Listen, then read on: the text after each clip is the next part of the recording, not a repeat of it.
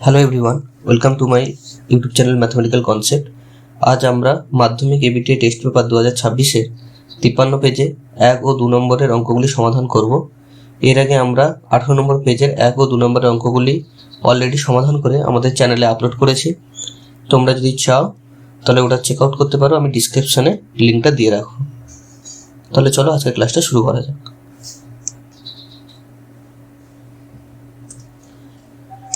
তাহলে দেখো এখানে প্রথমে কি বলেছে, প্রতি বছর নির্দিষ্ট শতকরা হারে পরিবর্তিত হয়ে বর্তমানে একটি অঞ্চলে পরিযায়ী শ্রমিকের সংখ্যা এত হলে কোন অপশনটা সঠিক হবে। তাহলে বর্তমান শ্রমিকের সংখ্যা কত দেওয়া আছে? 5000 ইন্টু 11/10 তার হোল কিউব।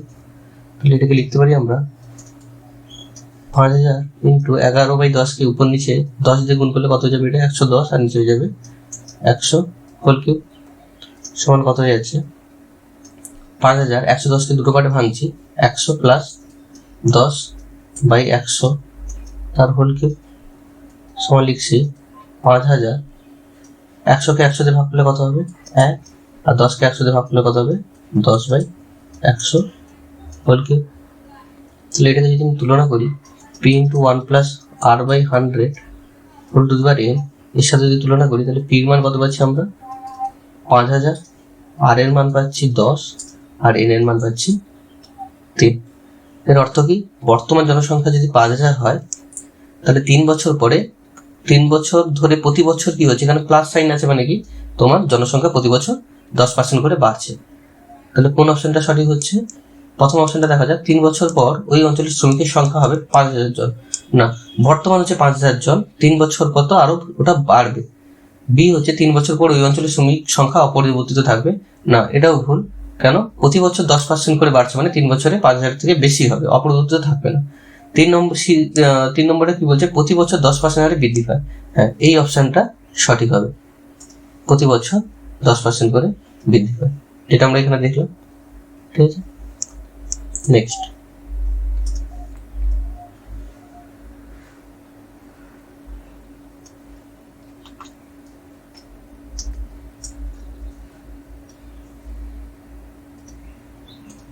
দু নম্বরটা,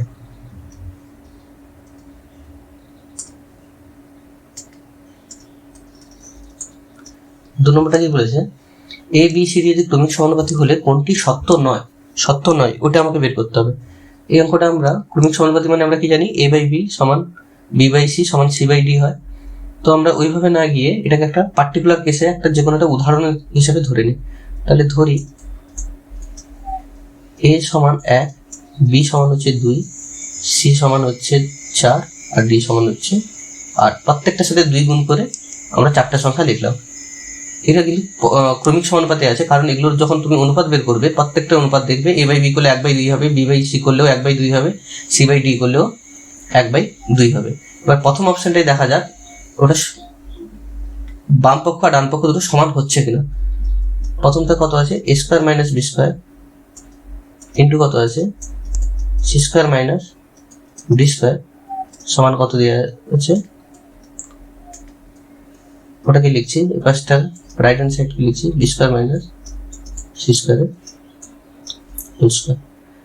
তাহলে এর মান কত বলেছে? 1 স্কোয়ার করলে হবে 1, b এর মান 2, 2 স্কোয়ার 4, c এর মান 4, 4 স্কোয়ার 16, d এর মান আর 8 স্কোয়ার হবে 64। তাহলে এটা হবে -3। 64 থেকে 16 বাদ দিলে কত হবে? -48। এদের গুণ করলে কত হচ্ছে? 8 3 24, 4 3 12, 144। আর এই পাশটা দেখি, b square minus c square কত হচ্ছে? b 2 স্কোয়ার 4 আর c স্কোয়ার হচ্ছে 4 স্কোয়ার 16 তার হোল স্কোয়ার, মানে -12 হোল স্কোয়ার সমান হচ্ছে 144। তাহলে দেখা যাচ্ছে দুপাশ হচ্ছে একই হচ্ছে, তাহলে প্রথম শর্তটা সত্য হবে, কিন্তু এখানে আমাকে খুঁজতে হবে সত্য নয়। তাহলে 1 নম্বরটা মানে এ অপশনটা হবে না, কারণ এই অপশনটা সত্য হচ্ছে, কিন্তু আমাকে প্রশ্নে বলেছে কোনটা সত্য নয়। তাহলে বি অপশনটা এবার দেখি।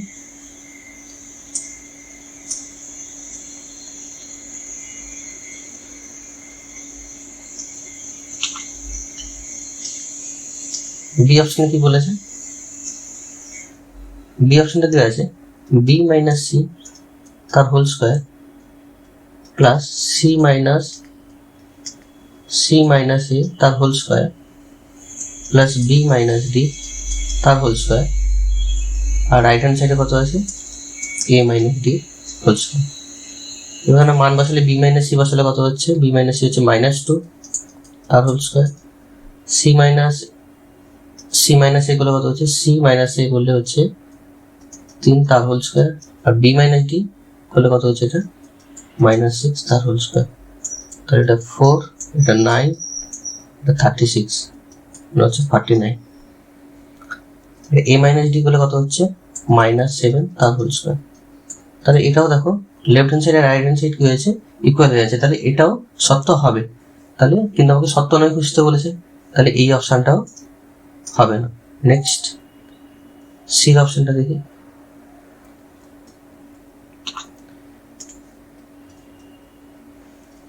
সির অপশন কি বলেছে, সিতে বলেছে a plus B C plus D আর ডি প্লাস এ, আর রাইট হ্যান্ড সাইডে কত আছে, রাইট হ্যান্ড সাইডে আছে A B B C plus C CD, A B B C plus CD. তাহলে এই দুটোকে গুণ করলে কত, যোগ করলে কত হচ্ছে, এ আর বি যোগ করলে 11 2 3 ইন্টু সিডি করলে কত হচ্ছে 12, আর ডি আর এ করলে কত হচ্ছে 9। তাহলে কত হচ্ছে 12 9 108 108 3 ইন্টু 12 9 108, তাহলে এটা হচ্ছে 324। আর এই পাশটা করলে কত হচ্ছে, এ বি করলে 2, বিসি করলে 4 2 8, আর সিডি করলে হচ্ছে 8 4 8 32। তাহলে এটা হচ্ছে 10 42। তাহলে এখানে দেখতে পাচ্ছি দুপাশ কি হচ্ছে, সমান হচ্ছে না। তাহলে আমাকে সত্য নয় কোনটা জিজ্ঞাসা করেছিল, যেটা সত্য নয় সেটা হবে। তাহলে প্রথম দুটো অপশনে দেখছিলাম বাম পক্ষ আর ডান পক্ষ মিলে গেছিল, কিন্তু এই অপশনে দেখছি বাম পক্ষ আর ডান পক্ষ মিলছে না।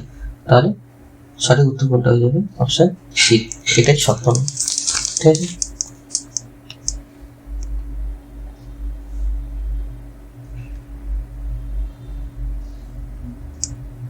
নেক্সট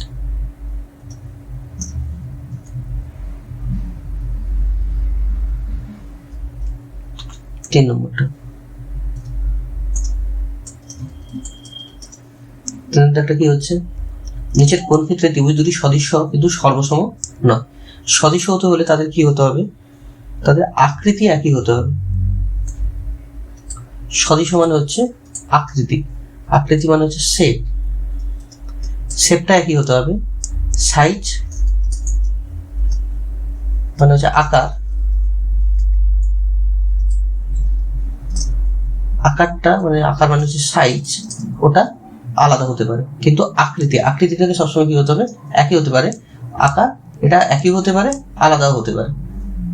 এবার প্রথম অপশনে কি দেওয়া আছে, প্রথম আছে দুটির আকার এক কিন্তু আকৃতি আলাদা। তাহলে আকৃতি যখন আলাদা বলেছে, সদৃশ্য হওয়া মানে আকৃতিকে কি হতে হবে, একই হতে হবে, কিন্তু এখানে আকৃতি আলাদা বলেছে, তাহলে এই অপশনটা হবে না।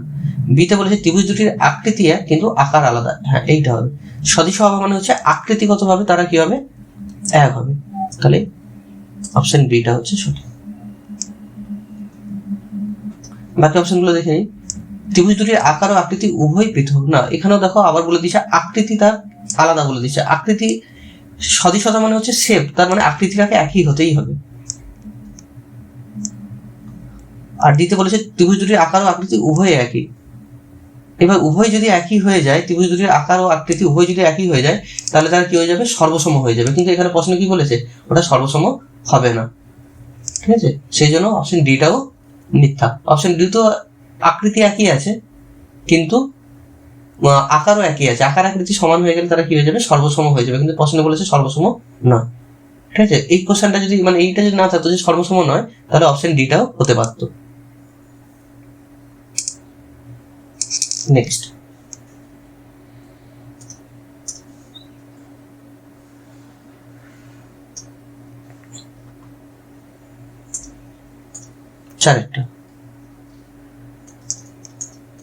চারেরটা কি বলেছে, আর একক বহিঃব্যাসার্ধ ও আর একক অন্তর্ব্যাসার্ধ বিশিষ্ট একটি ফাঁপা গোলকাকৃতি বাটির সমগ্র তলের ক্ষেত্রফল কত হবে? তাহলে বাটিটা কেমন আছে? একটা অর্ধগোলাকৃতি বাটি।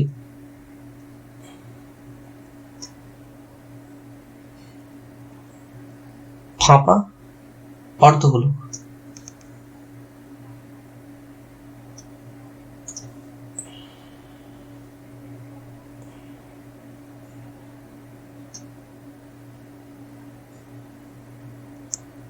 এরকম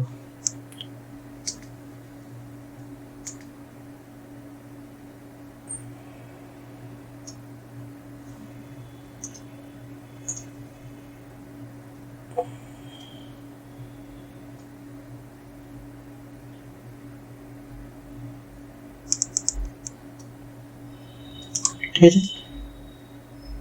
যার এইটা হচ্ছে অন্তর্ব্যাসার্ধ, এটা কথা বলেছি স্মল আর এটা হচ্ছে বহির্ব্যাসার্ধ, এটাকে বলে দিচ্ছে ক্যাপিটাল আর। তাহলে এই সমগ্র তলের ক্ষেত্রফল কত হবে?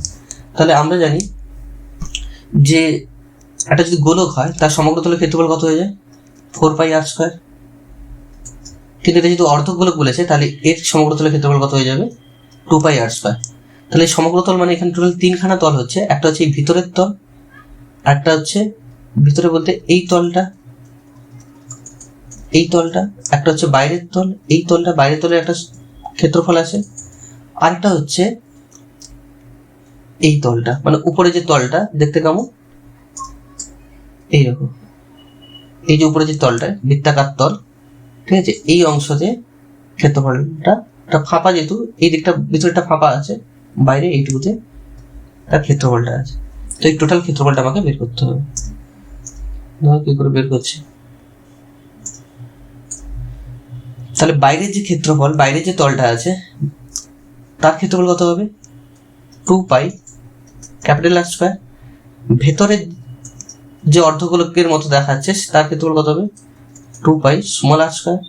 আর এই অংশ, এই অংশের ক্ষেত্রফল কত হয়ে যাবে? এই অংশের দেখতে যেহেতু বৃত্ত, তাহলে টোটালটা থেকে πr² থেকে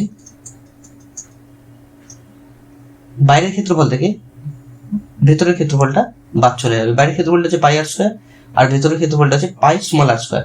এটা বাদ দিলে কি পাবো আমরা? এই যে স্ট্রিপ মতো জায়গাটা আছে এর ক্ষেত্রফল পাবো, ঠিক আছে। তাহলে এটা কত হচ্ছে? 2πr² πr² সমান হয়েছে 3πr² আর হচ্ছে 2πr² r² মানে হচ্ছে πr²। ঠিক আছে, কোন অপশনটা হচ্ছে? Option B.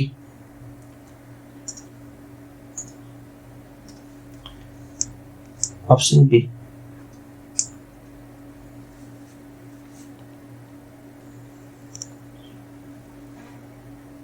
নেক্সট,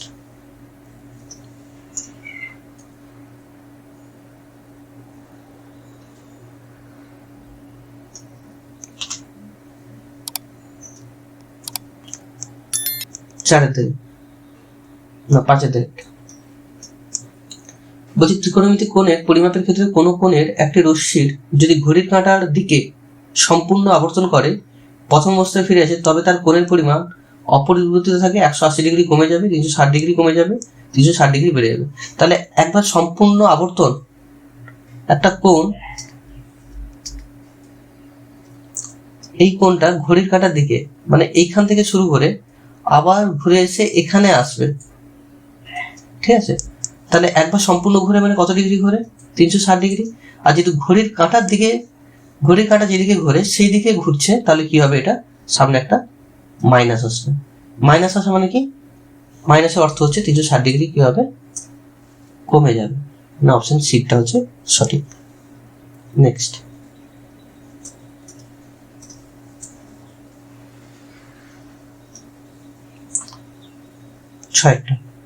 ছয়টা কি বলেছে? ছয়টা বলেছে শ্রেণীতে প্রথম 15 জনের গড় বয়স হচ্ছে x1 বার এবং পরবর্তী 20 জনের গড় বয়স হচ্ছে x2 বার। তাহলে 15 জনের এর গড় বয়স আছে কত? x1 বার। তাহলে অতএব 15 জনের মোট বয়স কত হবে? মোট বয়স পাই আমরা কি করে? গড়ের সঙ্গে যত জনের বয়স বলেছে 15 সেটাকে মাল্টিপ্লাই করে দিই, মানে কত হয়ে যাবে এটা 15x1 বার। একইভাবে 35 জনের গড় বয়স কত বলা আছে, x2 বার। অতএব 35 জনের মোট বয়স কত হয়ে যাবে 35x2 বার। তাহলে এটা 20 জনের দেওয়া আছে,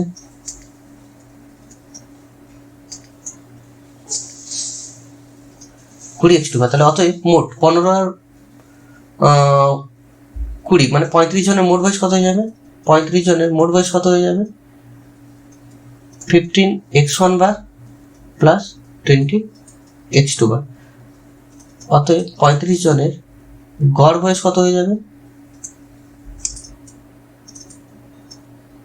মোট বয়সকে টোটাল বয়স দিয়ে ভাগ করে দেবো। টোটাল যতজন আছে, কতজন আছে 35, মানে কোন অপশনটা আছে এটাকে যদি একটু ভেঙে লিখি 15x1 bar plus 20x2 bar by কত হয়ে যাবে এটা 15 প্লাস 20, 35কে 15 প্লাস 20 করে লিখলাম। ঠিক আছে, তাহলে কোন অপশনটা হয়ে যাচ্ছে, অপশন হয়ে যাচ্ছে এটা অপশন ডি।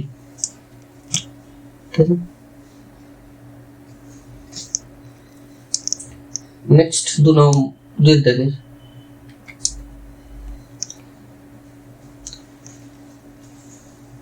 দুইয়ের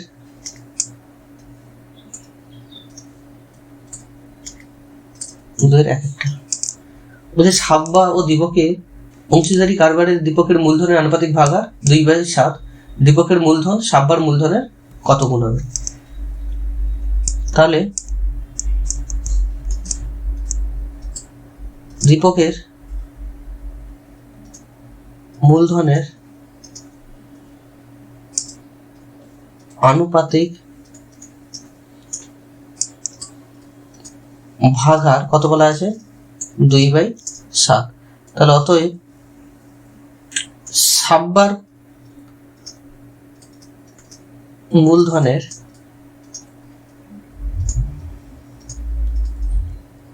আনুপাতিক ভাগার কত হয়ে যাবে, এই যদি 7 ভাগের মধ্যে 2 ভাগ থাকে তাহলে বাকিটা হচ্ছে সাব্বার থাকবে কত না 7 ভাগের মধ্যে 5 ভাগ। তাহলে অতএব আমাকে বলেছে দীপকের মূলধন সাব্বার মূলধনে কত গুণ হবে। তাহলে দীপকের মূলধন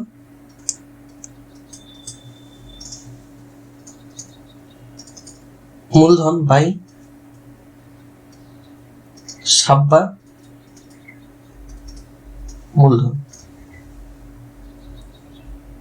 কত হবে,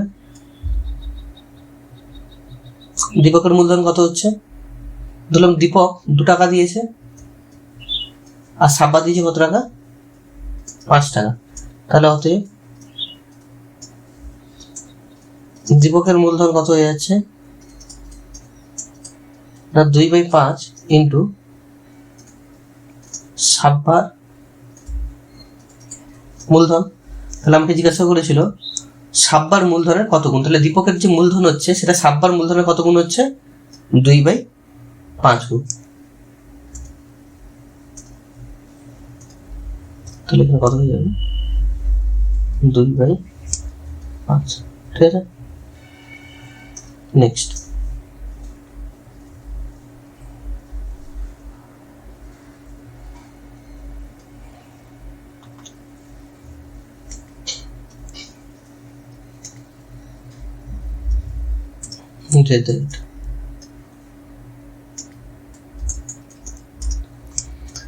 কি বলেছে এক্স ও ওয়াই দুটি চল তাদের মধ্যে সম্পর্কিত মানগুলি হলো এত।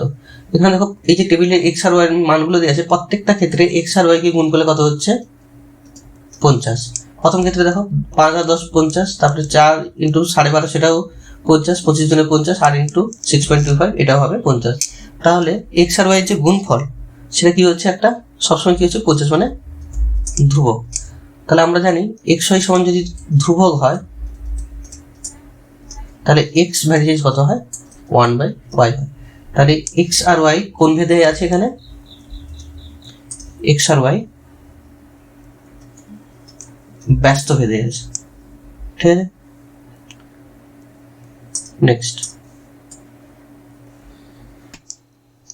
নেক্সট দেখো 3 জায়গাটা।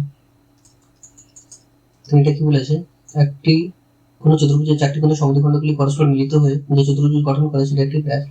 তাহলে একটা পার্টিকুলার কেস নিয়ে বলছি, ধরো এটা একটা চতুর্ভুজ আছে এ বি সি ডি, বললাম এটা হচ্ছে বি কোণের সমদ্বিখণ্ড, এটা হচ্ছে ডি কোণের সমদ্বিখণ্ড,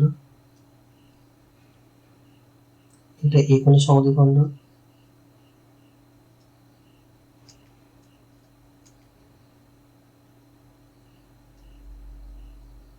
এইটা ধরলাম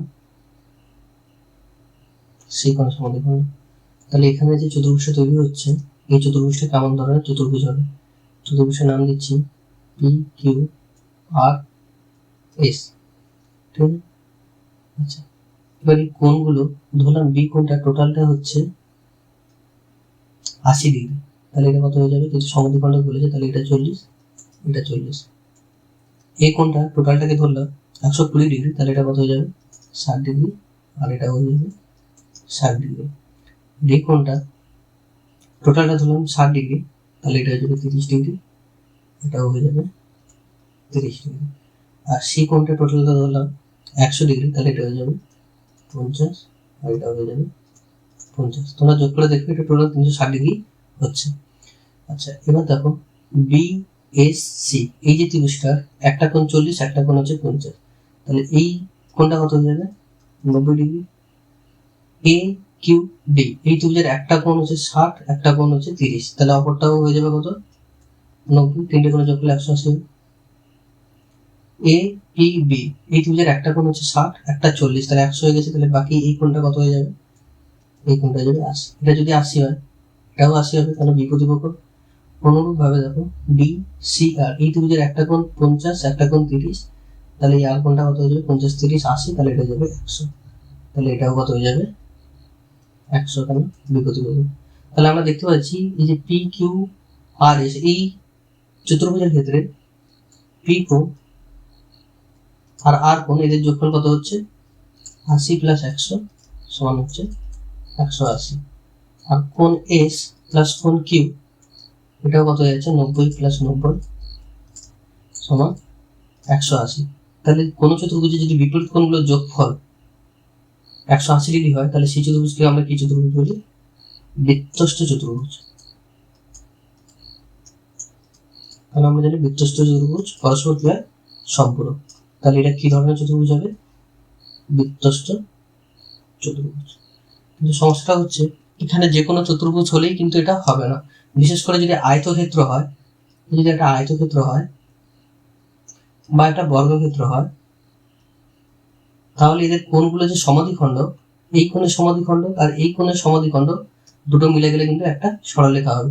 এই কোণের সমাধিখণ্ড আর এই কোণের সমাধিখণ্ড মিলে গেলেও একটা সরলরেখাই পাবো, সেক্ষেত্রে কিন্তু এখানে কোনো আমরা চতুর্ভুজ পাবো না। বর্গক্ষেত্রের বেলায় এই কোণের সমাধিখণ্ড আর এই কোণের সমাধিখণ্ড একটা সরলরেখা হবে, এই কোণের সমাধিখণ্ড আর এই কোণের সমাধিখণ্ড একটা সরলরেখা, দুটো যুক্ত হলে একটা সরলরেখা, তাহলে এই ক্ষেত্রেও কোনো আমরা চতুর্ভুজ পাবো না। তাহলে যেসব চতুর্ভুজের মানে 4টি কোণই সবগুলো কোণই সমান, সেই সব চতুর্ভুজের ক্ষেত্রে কিন্তু তাদের কোণগুলোর অন্তঃসমাধিখণ্ড যোগ করলে এরকম চতুর্ভুজ তৈরি হবে না। তো এখানে কোশ্চেনটা বলেছে কোন চতুর্ভুজ, তাহলে এই ক্ষেত্রে আয়তক্ষেত্র আর বর্গক্ষেত্র বাদ দিয়ে অন্য যে কোনো চতুর্ভুজ আছে সেগুলোর ক্ষেত্রে কিন্তু ওটা বৃত্তস্থ চতুর্ভুজ হবে, কিন্তু আয়তক্ষেত্র আর বর্গক্ষেত্রের সময় এটা কিন্তু বৃত্তস্থ চতুর্ভুজ হবে না, কারণ সেক্ষেত্রে চতুর্ভুজটাই গঠন হবে না। ঠিক আছে, নেক্সট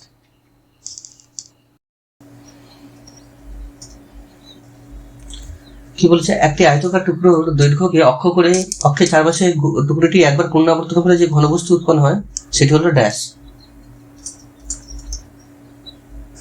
তাহলে ধরো এরকম একটা আয়তকার টুকরো আছে, এর দৈর্ঘ্যকে ধরো এটাকে ফিক্সড করে যদি এই অংশটাকে আমি যদি একবার ঘুরিয়ে নিয়ে আসি তাহলে এটা কেমন দেখতে হবে? এইরকম দেখতে হবে, এরকম দেখতে হবে। এটাকে আমরা কি বলি? এটাকে বলি আমরা লম্ব বৃত্তাকার ঠিক আছে। নেক্সট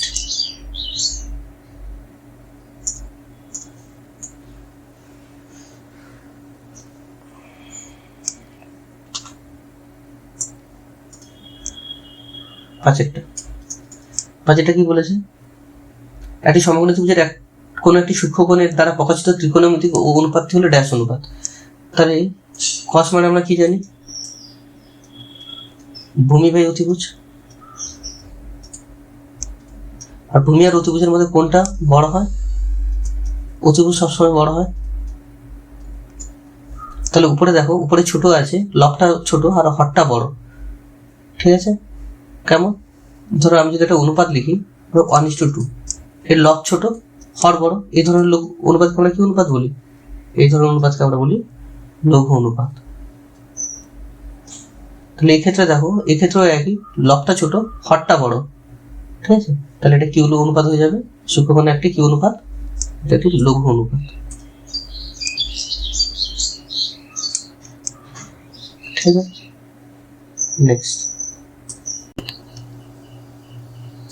নেক্সট দেখো 6টা কি বলেছে, পাড়ার ক্রিকেট খেলায় 5 জন 7 স্কোর করেছে, 4 জন করেছে 15, 2 জন করেছে 10 এবং 11 স্কোর করেছে 2 জন। তাহলে এখানে এক্সআই গুলো কি, এক্সআই গুলো হচ্ছে রান সংখ্যা। তাহলে 7 করেছে এরকম কতজন ব্যাটসম্যান আছে, 5 জন। তারপরে 15 আছে এরকম কতজন, 4 জন। তারপরে হচ্ছে 10 করেছে কতজন, 2 জন। তারপরে করেছে 11 স্কোর করেছে কত, 2 জন। তাহলে এখানে দেখো কোন তথ্যটা সব থেকে বেশি বার আছে, দেখতে পাচ্ছি 7 সব থেকে বেশি বার আছে, কতবার আছে, 5 বার। তাহলে এখানে সংখ্যাগুলোর মান কত হয়ে যাবে, 7। যে তথ্যটা সব থেকে বেশি বার আছে সেটাই হচ্ছে সংখ্যাগুলোর মান, তাহলে 7, ঠিক আছে। নেক্সট সত্য মিথ্যা, 3-এর 1-টা কি বলছে, কোনো টাকার একদিনের সুদ কত পয়সা হলে মাসিক সরল সুদের হার 10%। তো কোশ্চেনটা ইনকমপ্লিট আছে, কত পয়সা, এখানে পয়সার অ্যামাউন্টটা দেওয়া নেই, এটা ইনকমপ্লিট আছে। 2 নম্বরটা দেখো, একটি দ্বিঘাত সমীকরণের দুটি বীজের মধ্যে একটি বাস্তব কিন্তু অপরটি বাস্তব নয়। না, একটি দ্বিঘাত সমীকরণের বীজগুলো হয় দুটোই বাস্তব হবে, নয়তোবা দুটোই অবাস্তব হবে। একটি বাস্তব আর একটি অবাস্তব এরকম কিন্তু হয় না, তাহলে এটা ফলস। কত হলে দুটোকেই বাস্তব হতে হবে, নাহলে দুটোকেই অবাস্তব হতে হবে, ঠিক আছে। 3 নম্বর, কয়েকটি ভিন্ন বৃত্তের অর্ধবৃত্তস্থ কোণ সমান হলে বৃত্তগুলি অবশ্যই সর্বসম হবে, নাও হতে পারে। দেখো এটা একটা বৃত্ত এঁকেছি আর একটা বড় বৃত্ত আঁকলাম। এই বৃত্তের ক্ষেত্রে দেখো অর্ধবৃত্তস্থ কোণ কোনটা, এটা হচ্ছে অর্ধবৃত্তস্থ কোণ। আর এই বৃত্তের ক্ষেত্রে এটা ধর একটা অর্ধবৃত্তস্থ কোণ আঁকলাম, তাহলে এটাও 90 ডিগ্রি, অর্ধবৃত্তস্থ কোণ 1 সমকোণ, এটাও 90 ডিগ্রি। তাহলে দুটো বৃত্তের ক্ষেত্রে দেখো অর্ধবৃত্তস্থ কোণ সমান হচ্ছে, কিন্তু বৃত্ত দুটি সর্বসম হচ্ছে না। দুটো বৃত্তকে সর্বসম হতে হলে কি হতে হবে, তাদের যে ব্যাসের দৈর্ঘ্যগুলো এগুলো কি হতে হয়, সমান হতে হয়। কিন্তু এখানে দেখো দুটো বৃত্তের ব্যাসের দৈর্ঘ্য আলাদা, অর্থাৎ এটা সর্বসম নয়, কিন্তু তাদের অর্ধবৃত্তস্থ কোণ হচ্ছে সমান, তাহলে এটাও ফলস। 4 নম্বরে কি বলেছে, লম্ববৃত্তাকার শঙ্কুর শীর্ষবিন্দু থেকে বৃত্তাকার ভূমির ওপর লম্ব অঙ্কন করা হলে তা ভূমিকে যে কোনো বিন্দুতে স্পর্শ করবে। দেখা যায়, তাহলে এটা ধরো একটা লম্ববৃত্তাকার শঙ্কু এঁকেছি, এর শীর্ষবিন্দু থেকে যদি আমি একটা লম্ব অঙ্কন করি, তাহলে এই লম্বটা কোথায় টাচ করবে, নিচে যে ভূমি আছে, ভূমিটা কি বৃত্তাকার, তার কেন্দ্রে টাচ করবে, ঠিক আছে। কিন্তু এখানে কি বলেছে, যে কোনো বিন্দুতে স্পর্শ করবে, তাহলে এটাও হয়ে যাবে ফলস, ঠিক আছে।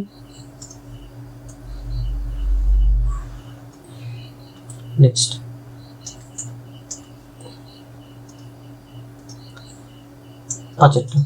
5টা কি বলেছে, একটি সমকোণী ত্রিভুজের একটি কোণ সূক্ষ্মকোণ থিটার সাপেক্ষে লম্ব গুণিত ভূমি, লম্ব দৈর্ঘ্য বড় হলে ভূমির থেকে, তাহলে থিটার মান 30 ডিগ্রি হতে পারে না। তাহলে দেখো এটা একটা সমকোণী ত্রিভুজ এঁকেছি,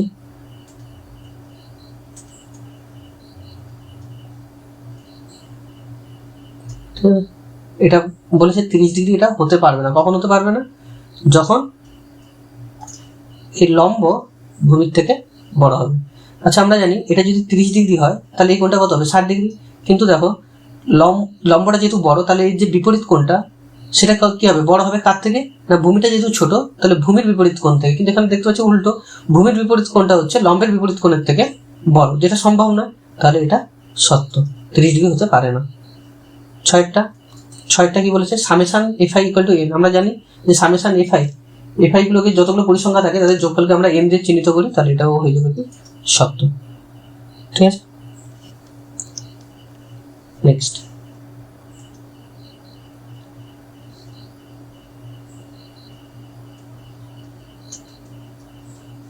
দেখো কি বলেছে, 4 দাগের গুলো। 4 একটা কি বলছে, বার্ষিক 10%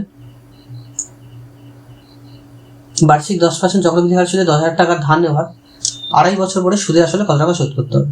তাহলে এখানে দেখো আমি প্রথমে 2 বছরের জন্য আলাদাভাবে চক্রবৃদ্ধি সুদ বের করে নেবো, পরে আর হাফ বছর মানে 6 মাসের জন্য আলাদা করে বের করবো। তাহলে দেখো 10% হারে 10,000 টাকার 2 বছরের সমূল চক্রবৃদ্ধি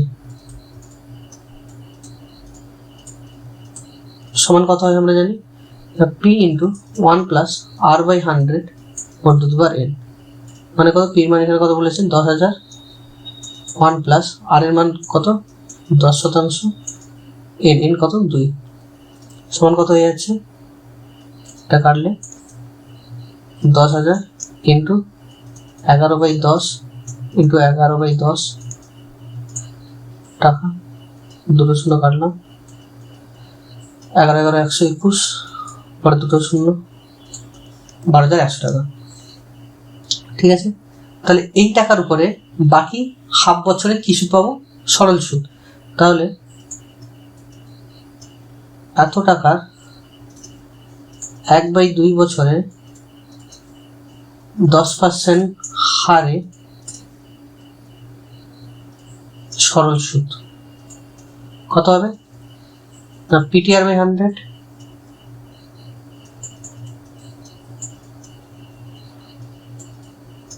এত টাকা মানে করলে কত হচ্ছে 2 শূন্য, 2 শূন্য কাটলাম, 2 5 10, মানে কত হচ্ছে 5 থেকে 5 5 10, 5 605 টাকা। তাহলে কত টাকা শোধ করতে হবে, এখানে হচ্ছে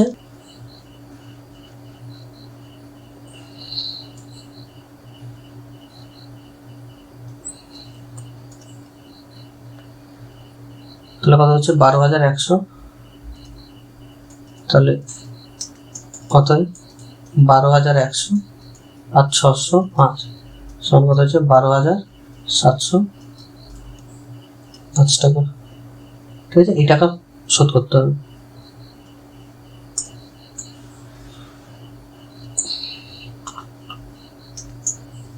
নেক্সট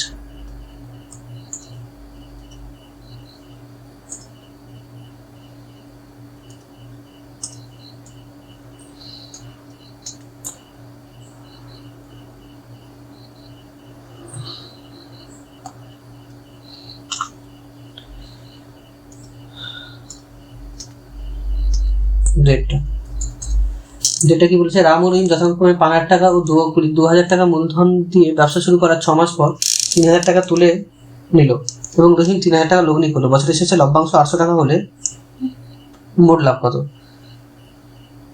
তাহলে দেখো রামের ক্ষেত্রে রাম কি করেছে, 5,000 টাকা তার কমাস কেটেছে, 5,000 টাকা 6 মাস পরের 6 মাসে সে কি করেছে 3,000 টাকা তুলে নিল। তাহলে আর কত টাকা থাকলো, 3,000 টাকা তুলে নিলে 2,000 টাকা পরের 6 মাস, এটা বললে কত হচ্ছে 6 5 30 12, 42,000 টাকা। আর রহিমের ক্ষেত্রে দেখো প্রথমে সে 2,000 টাকা দিয়ে মূলধন দিয়ে ব্যবসা শুরু করেছিল, 6 মাস কেটেছে, পরে আবার সে 3,000 টাকা লগ্নি করেছে, তাহলে 2,000 3,000 কত হয়ে গেছে 5,000 টাকা, তার বাকি 6 মাস কেটেছে, তাহলে কত হয়ে যাচ্ছে এটা এটা হয়ে যাচ্ছে 42,000 টাকা। তাহলে দেখো দুজনের মূলধনের পরিমাণ কি একই, তাহলে দুজনের লভ্যাংশ কত হবে সেটাও একই হবে। তাহলে রামের লভ্যাংশ কত বলা আছে 800 টাকা, তাহলে রহিমের লভ্যাংশ কত হবে 800 টাকা। তাহলে মোট লভ্যাংশ কত হয়ে যাচ্ছে 1600 টাকা। ঠিক আছে, এটা হচ্ছে ঠিক আছে। নেক্সট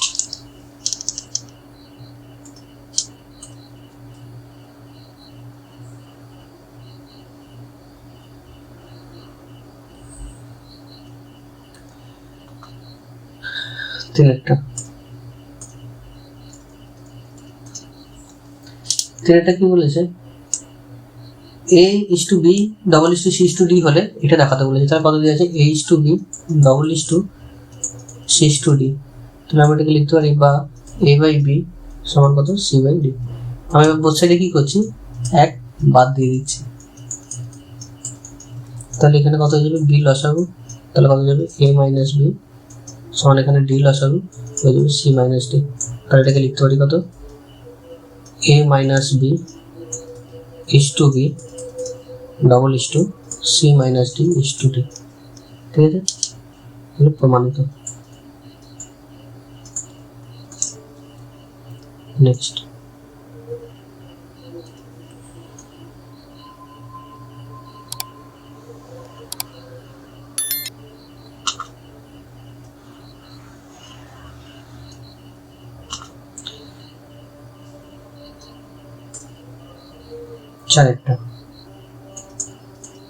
চারটা কি বলেছে, যদি alpha cube plus beta cube সমান B cube minus 3abc by A cube হয়, তাহলে দেখা হচ্ছে এই দ্বিঘাত সমীকরণটি আলফা বীজদ্বয় আলফা বিটা। আচ্ছা, এই কোশ্চেনটা সম্ভবত ভুল আছে। কোশ্চেনটা হওয়া উচিত ছিল যে ax square minus bx plus c এই দ্বিঘাত সমীকরণের বীজদ্বয় আলফা বিটা হলে প্রমাণ করো, যেটা দেওয়া আছে সেইটা। তো আমি সেটাই ধরে প্রমাণ করছি। দেখো, তাহলে ax square minus bx plus c equal to 0 এই দ্বিঘাত সমীকরণের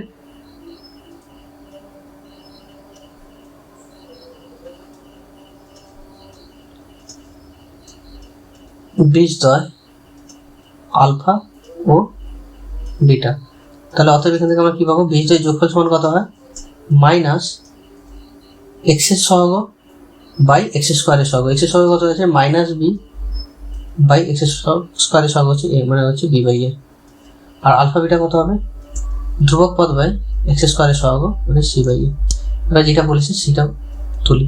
তাহলে কি আছে এখন alpha cube plus beta cube, তাহলে এ কিউ প্লাস বি কিউবের সূত্র কি হয় এ প্লাস বির whole cube minus 3ab into A plus B. তাহলে আলফা প্লাস বিটার মানটা বসিয়ে দিই B by A whole cube minus 3 alpha বিটার মান হচ্ছে সি বাই এ আর আলফা প্লাস বিটার মান হচ্ছে বি বাই এ। তাহলে উপরেটা কত হচ্ছে B cube by A cube minus এটা কত হচ্ছে 3bc বাই এ স্কোয়ার সমান এ কিউব যদি লসাগু করে দিই তাহলে এটা বি কিউব যেরকম আছে থাকবে, এখানে একটা এ গুণ হয়ে এটা কত যাবে 3abc। এইটাকে প্রমাণ করতে বলেছিল, প্রমাণিত। ঠিক আছে, নেক্সট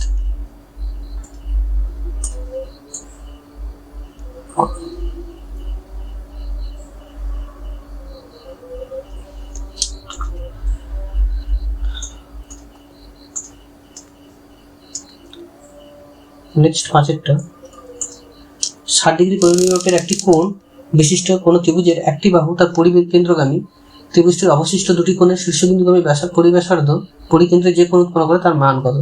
আচ্ছা, এখানে যেহেতু বলেছে পরিকেন্দ্রটা বাহু দিয়ে যাচ্ছে, তাহলে এটা অবশ্যই সমকোণী ত্রিভুজের ক্ষেত্রে সমকোণী ত্রিভুজের কথা বলা হচ্ছে। ঠিক আছে, এটা হচ্ছে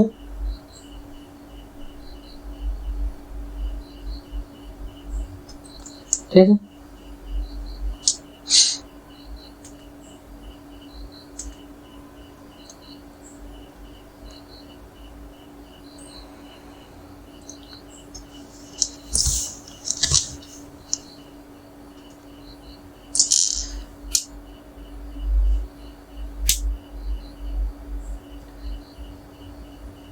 তাহলে এটা কত ডিগ্রি হবে? এটা 90 ডিগ্রি। আর একটা কোণকে বলা আছে কত? 60 ডিগ্রি। তাহলে এটা কত হয়ে যাচ্ছে? এটা হয়ে যাচ্ছে 30 ডিগ্রি। এবার বলেছে ত্রিভুজটি অবশিষ্ট দুটি কোণের শীর্ষবিন্দু আমি পরিব্যাসার্ধ, তাহলে অবশিষ্ট যে দুটি কোণ আছে তার শীর্ষবিন্দু আমি পরিব্যাসার্ধ, অপর দুটি কোণ মানে 90 ডিগ্রি আর হচ্ছে 30 ডিগ্রি, এদের শীর্ষবিন্দু আমি যে পরিব্যাসার্ধ, এই দুটো ব্যাসার্ধ কেন্দ্রে যে কোণ উৎপন্ন করছে এই কোণটি কত সেটা বলতে বলেছে। তাহলে লক্ষ্য করো, এটা যদি নাম দিয়ে দিই এ বি সি, এটা ও, তাহলে ত্রিভুজ এ বি ও এর এও সমান কত হবে? ও বি, যেহেতু একই বৃত্তের ব্যাসার্ধ, তাহলে এখান থেকে কোন দুটো কোণ সমান হয়ে যাবে? এই বাহু আর এই বাহু সমান, তাহলে এই বাহুর উল্টো কোণ হচ্ছে এইটা আর এই বাহুর উল্টো কোণ হচ্ছে এইটা। তাহলে অতএব কোণ ও এ বি সমান কত হয়ে যাবে? কোণ ও বি এ সমান কত ডিগ্রি হয়ে যাবে? 30 ডিগ্রি। তাহলে বাকি তাহলে কোনটা? কোণ এ ও বি, এটা কত হয়ে যাবে?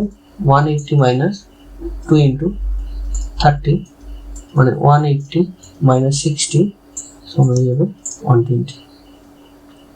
ঠিক আছে,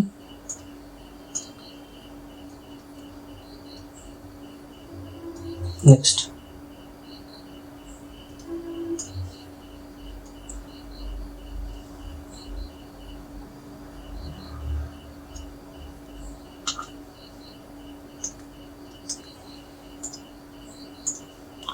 চারের 6টা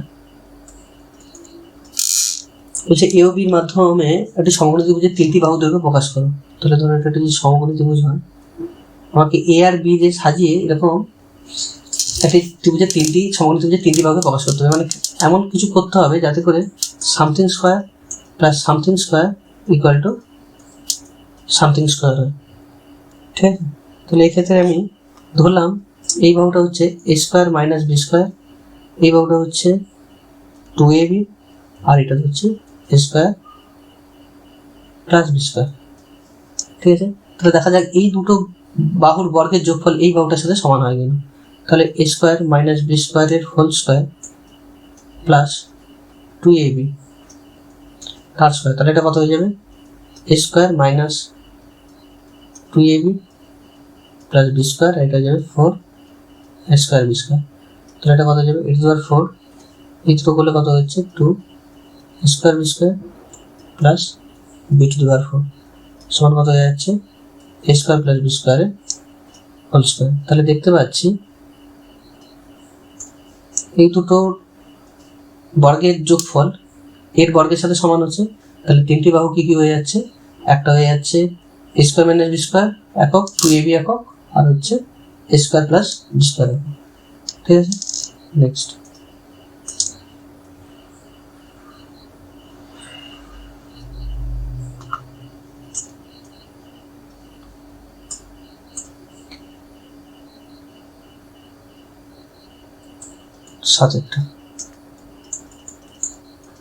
সাথেটা কি আছে? দুটি বৃত্ত পরস্পরকে পি ও কিউ বিন্দুতে ছেদ করেছে।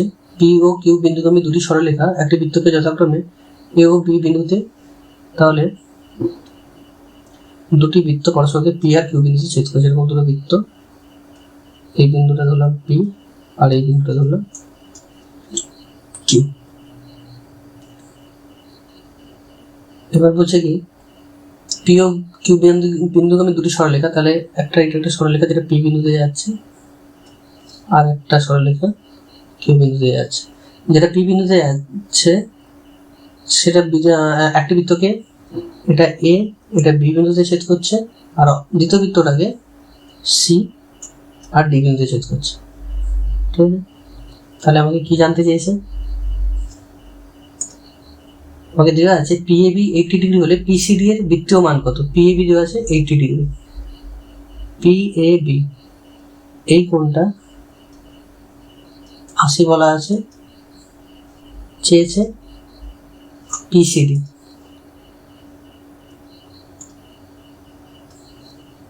পিসিডি এই কোণটা চেয়েছে, এই কোণটার বৃত্তীয় মান চেয়েছে। ঠিক আছে, আমি কি করলাম? P R কিউকে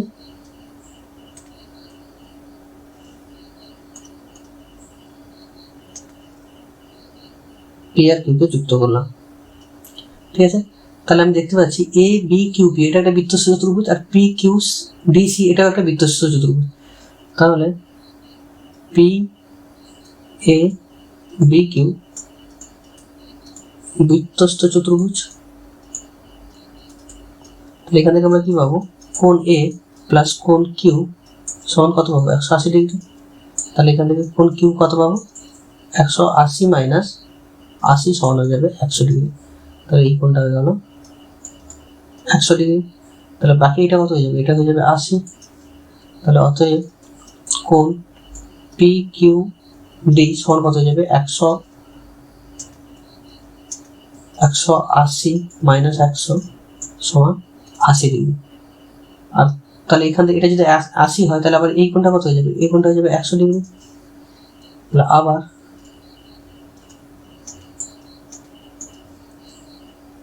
P Q DC বৃত্তস্থ চতুর্ভুজে কোণ কিউ প্লাস কোণ সি 180। তাহলে বা কোণ সি কত হয়ে যাবে, 180 মাইনাস 80 সমান হয়ে যাবে 100 ডিগ্রি। ঠিক আছে, তাহলে কোণ সিটা পেলাম আমরা 100 ডিগ্রি। ঠিক আছে, কিন্তু এদের বৃত্তীয় মান খুঁজতে বলেছে। তাহলে অতএব কোণ পি সি ডি সমান হচ্ছে 100 ডিগ্রি। তাহলে অতএব এটাকে বৃত্তীয় মানে যদি প্রকাশ করতে চাই কোণ পি সি ডি, তাহলে কি করতে হবে, পাই রেডিয়ান বা 180 দিয়ে গুণ করতে হবে। এই শূন্য কাটলো, 2 5 10, 2 9 18। তাহলে কত হবে, 5 পাই রেডিয়ান বাই 80। ঠিক আছে, নেক্সট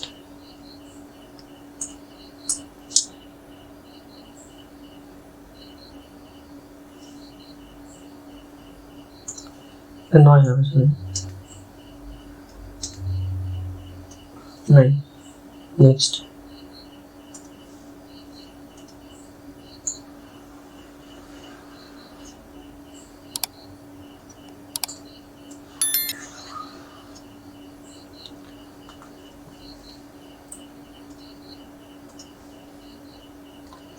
নেক্সট 6 8টা কি বলেছে,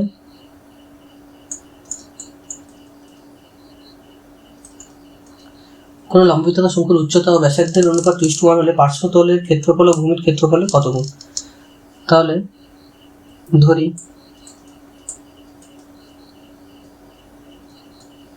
উচ্চতা সমান 2k একক আর ব্যাসার্ধ সমান 1k একক। তাহলে অতএব পার্শ্বতলের ক্ষেত্রফল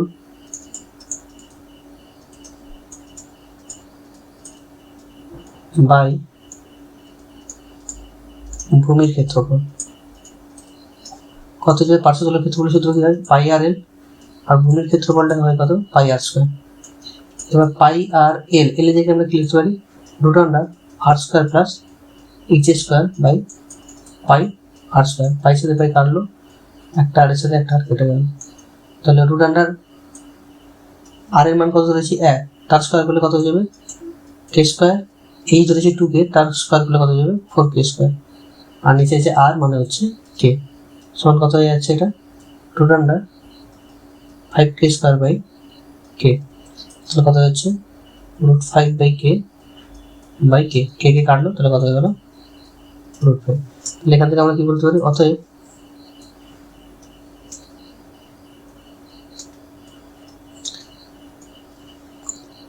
পার্শ্বতলের ক্ষেত্রফল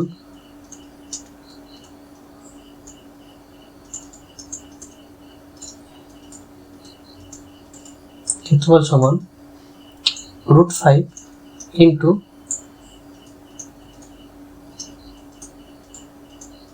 ভূমির ক্ষেত্রফল।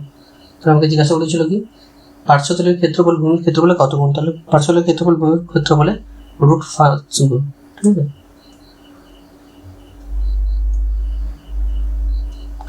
নেক্সট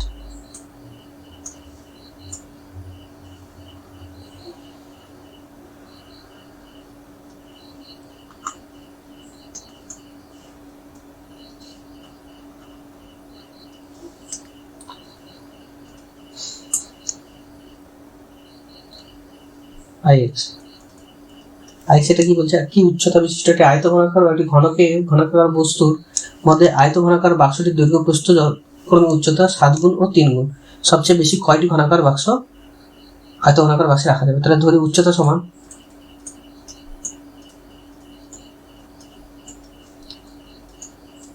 এই দেখো, তাহলে অতএব দৈর্ঘ্য কত হয়ে যাবে? দৈর্ঘ্য হয়ে যাবে উচ্চতার কত গুণ বলেছে? 7 গুণ। তাহলে এটা হয়ে যাবে 7 যাবো, আর প্রস্থ হবে 3 যাবো। তাহলে অতএব আমি যদি আয়তঘনের তাহলে আয়তন কত হয়ে যাবে? অতএব আয়তন সমান হয়ে যাবে 7 × 3 = 21 h³ ঘন একক। আর ঘনকের আয়তন কত হয়ে যাবে? ঘনকের একটি বাহু কত ছিল? ঘনকের একটি বাহু ছিল আয়তঘনকের যেটা উচ্চতা, একই উচ্চতা বিশিষ্ট বলেছিল। একই উচ্চতা বলেছিল মানে ঘনকের আয়তন একটি বাহু কত? h। তাহলে ঘনকের আয়তন কত হয়ে যাবে? h³ ঘনক। তাহলে এটা ভাগ করে দিলে 21 h³ সমান হচ্ছে 21। তাহলে অতএব 21টি বাক্সে রাখা যাবে। ঠিক আছে?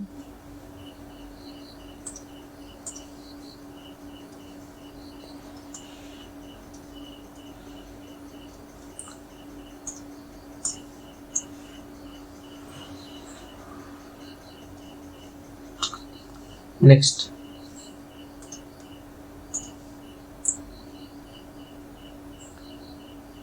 এক্সেট্রা বলছে এ সমান যদি বি sin θ প্লাস cos θ আর সি সমান যদি ডি sin θ মাইনাস cos θ হয়, তবে আমাকে থিটা বর্জিত সম্পর্কটি লিখতে বলেছে। তাহলে এখান থেকে আমরা কি পাবো? a বাই বি সমান কত হয়ে যাবে? sin θ plus cos θ। যদি উভয় পক্ষে বর্গ করে দিই তাহলে কত হয়ে যাবে? a square by B square সমান sin θ plus cos θ whole square. এটাকে এক গুণ দিল। এখানেও সি বাই ডি করে দিই সমান কত হয়ে যাবে? sin θ minus cos θ। এখানে উভয় পক্ষে বর্গ করে দিই তাহলে হয়ে যাবে C square by D square সমান হয়ে যাবে sin minus cos sin θ minus cos θ whole square. 2। এবার যদি আমি 1 আর 2 যোগ করে দিই তাহলে কি পাবো? a square by B square plus C square by D square সমান হবে sin θ প্লাস cos θ তার whole square plus sin θ minus cos θ তার হোল স্কোয়ার। তাহলে এটা দেখো, এটা কার সূত্র আছে? a প্লাস বির whole square plus a minus বির হোল স্কোয়ার। কার সূত্র হয়? 2 × a square plus B square. মানে এটার মান কত হচ্ছে? 2। তাহলে এদের মধ্যে থিটা বর্জিত সম্পর্কটা কি হয়ে যাবে? a square by B square plus C square by D square সমান হচ্ছে 2। এটাই হচ্ছে এদের মধ্যে থিটা বর্জিত সম্পর্ক। ঠিক আছে?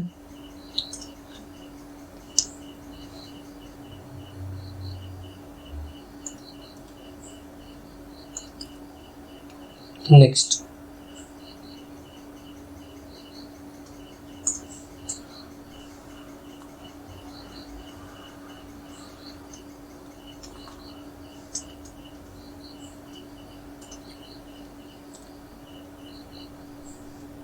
এক্সাইটটা কি বলেছে?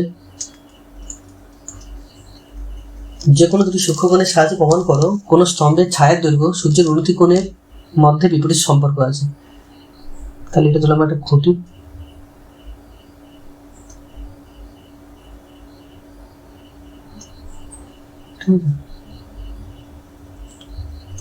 A B C D. ধরলাম এই অ্যাঙ্গেলটা হচ্ছে 30, এই অ্যাঙ্গেলটা হচ্ছে 60। 30 ডিগ্রি উন্নতি কোণে দেখছে, এটা 60 ডিগ্রি। তাহলে এ বি হচ্ছে খুঁটির উচ্চতা, স্তম্ভের উচ্চতা।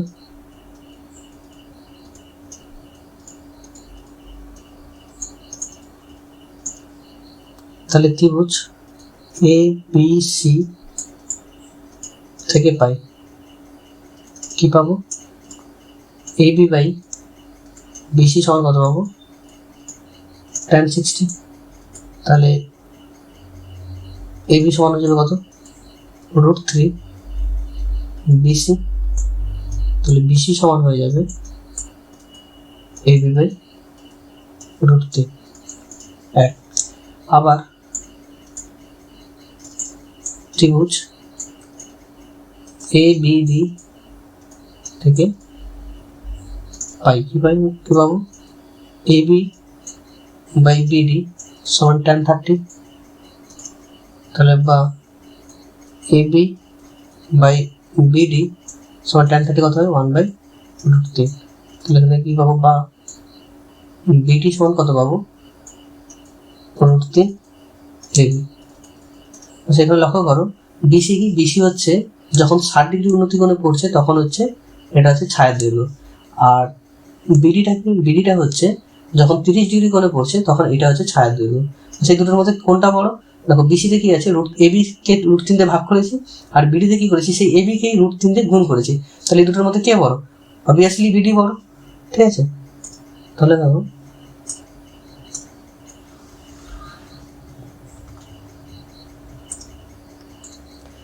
তাহলে অতএব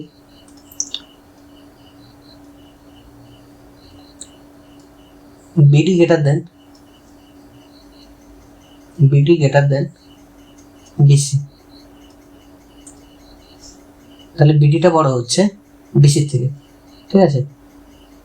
তাহলে এখানে আমরা কি দেখতে পেলাম, যখনই কোণটার মান বাড়ছে, সূক্ষ্মকোণের মানটা যখন বাড়ছে তখন ছায়া দৈর্ঘ্য কি হয়ে যাচ্ছে, কমে যাচ্ছে, ঠিক আছে। তাহলে যেহেতু BD greater than BC, যদিও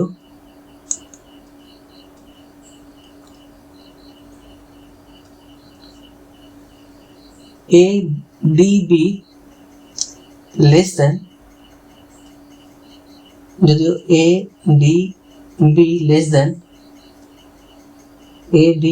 than ACB,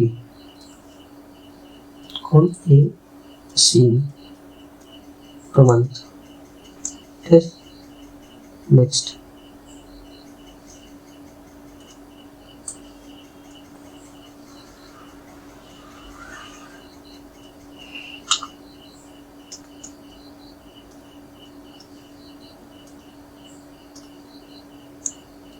কতটা আছে, x দুটো। কি বলছে, কোনো পরিসংখ্যা বিভাজন ছকে প্রাপ্ত তথ্যের মধ্যমা এত হলে ছকটি পূরণ করো। আচ্ছা, মধ্যমার সূত্র কি জানি আমরা, L plus n/2 minus CA by F into কত H। তাহলে এখানে L মানে কত দেওয়া আছে, এখানে L দেওয়া আছে 14.5, n কত বলা আছে, n বলা আছে 45, CA ক্রমযৌগিক পরিসংখ্যা কত দেওয়া আছে 16, F মানে পরিসংখ্যা কত দেওয়া আছে 8, আর H দেওয়া আছে 5। তাহলে দেখো প্রথমে কি চেয়েছে, শ্রেণী সীমানা, নিম্ন সীমা কত 14.5, সেখান থেকে শ্রেণী সীমানার মধ্যে তার সাথে শ্রেণীর দৈর্ঘ্য যোগ করতে হবে, 5 যোগ করলে কত হচ্ছে, এটা হয়ে যাবে 19.5, ঠিক আছে। তাহলে শ্রেণী সীমানা হয়ে গেল 14.5 থেকে 19.5। তারপরে হচ্ছে পরিসংখ্যা কত হচ্ছে, এখানে এই শ্রেণীর পরিসংখ্যা হচ্ছে 8। তারপরে হচ্ছে ক্রমযৌগিক পরিসংখ্যা। আচ্ছা, এই CFটা ক্রমযৌগিক পরিসংখ্যার নির্দেশ করে, কিন্তু এই CFটা কি হয়, যেটা মধ্যমা শ্রেণী নেই তার আগের পরিসংখ্যা, তাহলে যেটা মধ্যমা শ্রেণী তার পরিসংখ্যা কত হয়ে যাবে, সেই CF এর সাথে এই Fটাও কি হয়ে যাবে, অ্যাড হয়ে যাবে। তাহলে 16 আর 8 হলে কত হয়ে যাবে 24, তাহলে এটা কত হয়ে যাবে 24, ঠিক আছে। তাহলে এতটাই থাকলো, থ্যাংক ইউ।